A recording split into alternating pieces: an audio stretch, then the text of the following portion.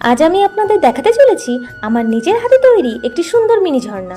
বিশ্বাস করবেন, এই ঝর্ণার বেস হিসেবে আমি ব্যবহার করেছি একটি ফেলে দেয়া প্লাস্টিকের ঢাকনা, যেটা হয়তো একদিন আবর্জনার স্তূপেই পড়ে থাকতো। কিন্তু আমি ভাবলাম, কেন এটাকে নতুন জীবন দেয়া যাবে না। যে জিনিসটাকে আমরা অপ্রয়োজনীয়ভাবে ফেলে দিই, সেই জিনিসই একটু কল্পনা আর ভালোবাসার ছোঁয়ায় হয়ে উঠতে পারে অসাধারণ শিল্পকর্ম। আর এই সুন্দর ঝিনুকগুলো আমি সংগ্রহ করেছিলাম দীঘা সমুদ্র সৈকত থেকে, যেটি আমি নীল রং করে নিয়েছিলাম। সেই সাধারণ ঝিনুকগুলোই আজ এই ঝর্ণার সৌন্দর্যকে অনেক গুণ বাড়িয়ে দিয়েছে। রঙিন পাথর, ছোট ছোট সাজসজ্জা আর নিজের কল্পনা শক্তি দিয়ে আমি তৈরি করেছি সম্পূর্ণ একটি রিসাইকেলড ডেকোরেটিভ ফাউন্টেন। এই ছোট্ট কাজটি আমাকে আবারও শিখিয়েছে সৃজনশীলতার কাছে কোনো জিনিসই কখনো নষ্ট নয়। একটু সময়, একটু ধৈর্য আর অনেকটা ভালোবাসা থাকলেই অপ্রয়োজনীয় জিনিসও হয়ে উঠতে পারে অসাধারণ সৃষ্টি। তাই আসুন, প্লাস্টিক বা পুরনো জিনিস ফেলে না দিয়ে নতুন ভাবে কাজে লাগাই। এতে যেমন পরিবেশ রক্ষা হবে, তেমনি আমাদের ঘরও হয়ে উঠবে আরো সুন্দর।